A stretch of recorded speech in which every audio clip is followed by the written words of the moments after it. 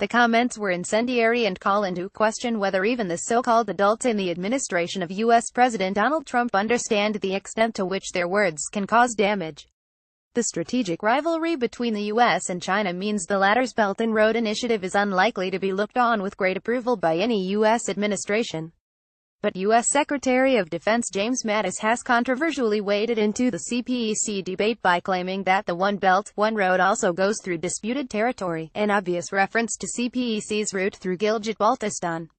The astonishing comment has seemingly aligned the U.S. with India on CPEC and possibly even the Kashmir dispute, a potentially shocking development with far-reaching consequences that the Trump administration appears oblivious to.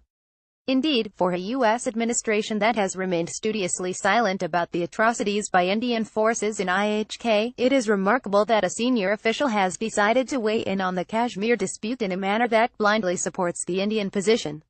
When President Trump signaled a South Asia strategy in outlining his Afghan policy earlier in the year, was he really suggesting a plan of pitting India against Pakistan to further U.S. strategic goals in the region? The possibility would have disastrous consequences for the region and beyond.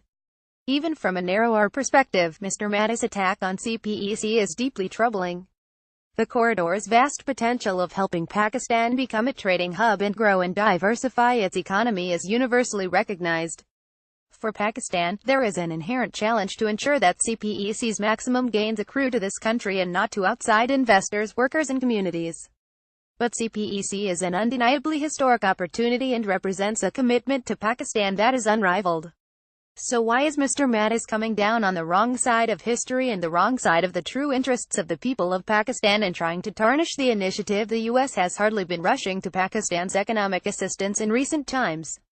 In fact, its officials have routinely threatened to withhold legitimate economic assistance for all manner of perceived offenses.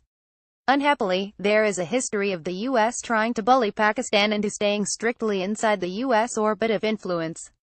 The Iran-Pakistan pipeline, for example, was opposed by the U.S. at a time of acute gas shortages here simply because the U.S. was then pursuing the economic isolation of Iran.